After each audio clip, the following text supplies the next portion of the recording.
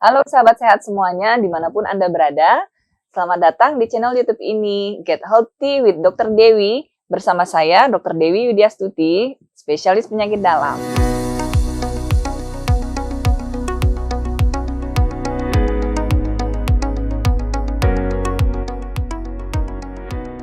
Nah, di channel YouTube ini, kita akan membahas seputar masalah-masalah kesehatan di dunia kedokteran. Nah, tentunya bila ada pertanyaan-pertanyaan dari teman-teman semua yang mungkin masih belum jelas ataupun masukan yang ingin diberikan, silahkan tulis di kolom komentar sehingga nanti kita bisa sama-sama membahas di session selanjutnya. Kami berharap teman-teman semua, sobat sehat, bisa memberikan masukan yang positif. Mudah-mudahan channel YouTube ini bisa bermanfaat untuk sobat sehat semuanya.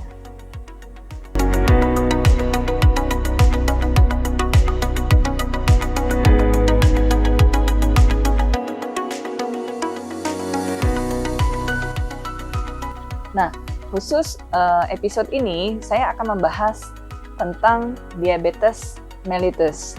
Baik itu mulai dari definisinya, klasifikasinya, kemudian tata kelolanya, bahkan sampai dengan bagaimana sih cara mengatur pola makannya.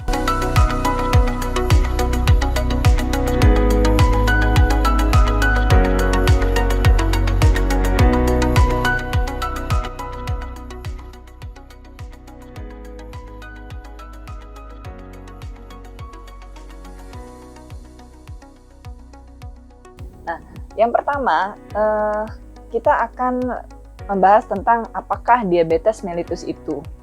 Diabetes mellitus adalah suatu kelompok penyakit metabolik dengan karakteristik yaitu suatu peningkatan gula darah yang tinggi yang terjadi karena kelainan sekresi insulin ataupun kerja insulin ataupun bisa juga keduanya.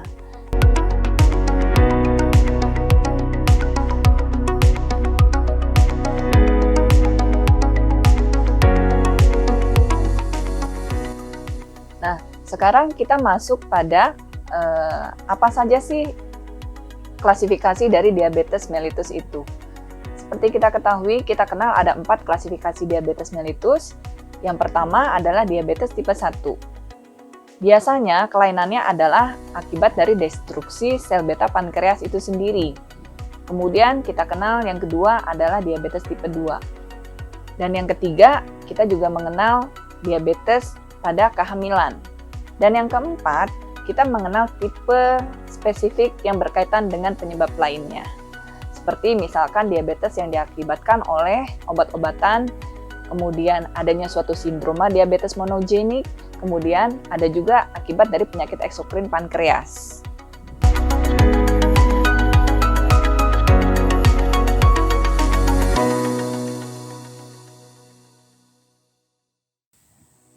Bagaimana cara penegakan diagnosis diabetes?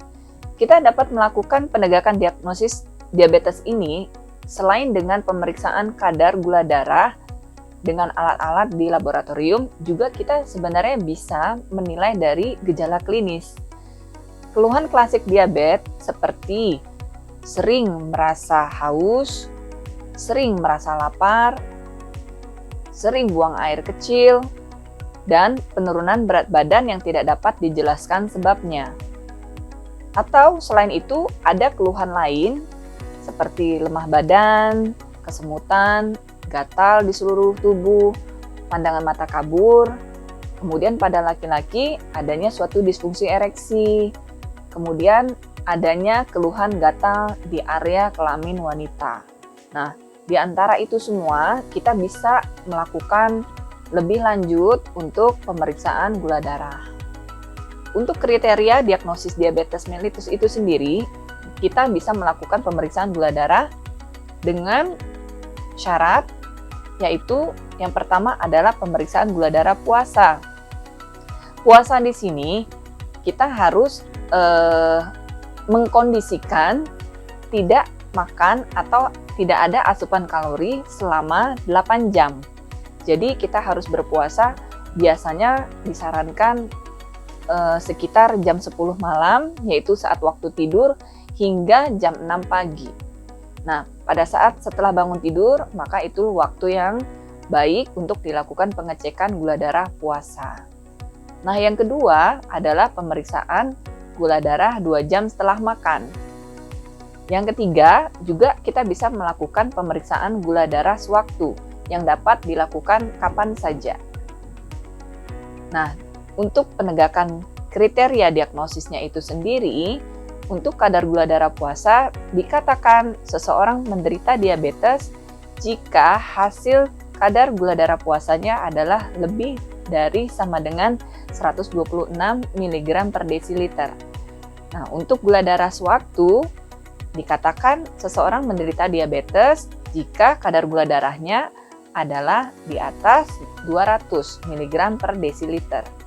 Nah, jika kita menggunakan parameter pemeriksaan gula darah 2 jam setelah makan, dikatakan seseorang menderita diabetes itu adalah jika kadar gula darahnya di atas 140 mg per desiliter. Nah, juga ada pemeriksaan lainnya yang wajib sebenarnya kita lakukan, yaitu pemeriksaan kadar HbA1c.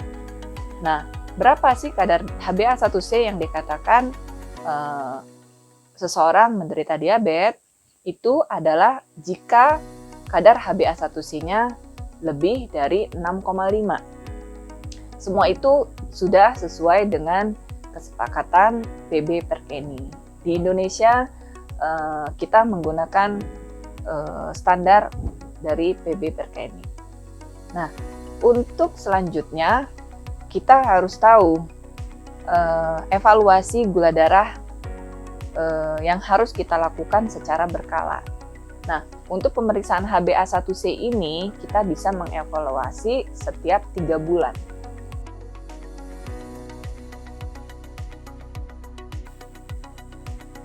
Nah, selain kita melakukan pemeriksaan gula darah puasa, gula darah 2 jam setelah makan, gula darah sewaktu, juga kita bisa melakukan pemeriksaan kadar HbA1c. Apa sih pentingnya kita melakukan pemeriksaan HbA1c? Nah, mungkin teman-teman semua ada beberapa yang masih belum tahu apa sih kadar HbA1c itu. Kadar HbA1c adalah menunjukkan gambaran rata gula darah kita selama 3 bulan terakhir.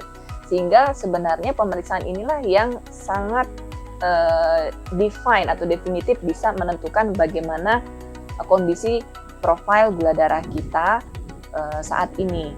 Sehingga jika kita ingin memulai suatu pengobatan diabetes, maka sebaiknya kita melakukan di awal untuk pemeriksaan kadar HbA1c. Apa gunanya? Sebagai modalitas awal sebenarnya untuk mengevaluasi bagaimana progres atau kemajuan dari pengobatan diabetes kita di kemudian hari. Nah, selanjutnya kita bisa melakukan evaluasi kadar HbA1c itu setiap 3 bulan. Apabila ada kemajuan, biasanya kita harapkan kadar HbA1c itu sampai mencapai target yang baik, senormal mungkin, yaitu di bawah 6,5. Nah, ada pertanyaan lain mungkin ya dari teman-teman semua. Untuk kadar tes laboratorium darah pada pasien-pasien diabetes itu seperti apa sih? Dan kapan kita dikatakan menderita diabetes? Kapan kita dikatakan pre-diabetes? Nah, untuk kadar gula darah yang normal yaitu antara 70 sampai dengan 99. Kita menggunakan gula darah puasa. Nah, apabila kita menggunakan kadar HbA1c, dikatakan orang normal adalah kurang dari 5,7%. Nah, yang kedua, bagi penderita prediabetes, dikatakan ia prediabetes jika kadar gula darah puasanya di antara 100 sampai 125. Sedangkan kadar HbA1c bagi prediabetes yaitu di antara 5,7 sampai dengan 6,4. Nah, seseorang bisa dikatakan diabetes jika kadar gula darah puasa orang tersebut lebih dari sama dengan 126.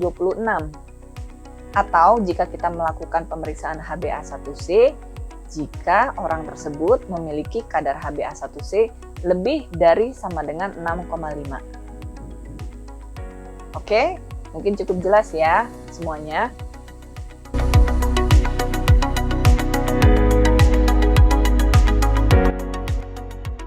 Nah, mari kita lanjutkan.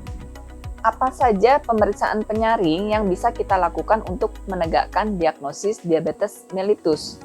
Yang kita bahas di sini adalah terutama diabetes mellitus tipe 2 ya, dan juga prediabetes pada kelompok risiko tinggi yang tidak menunjukkan gejala klasik.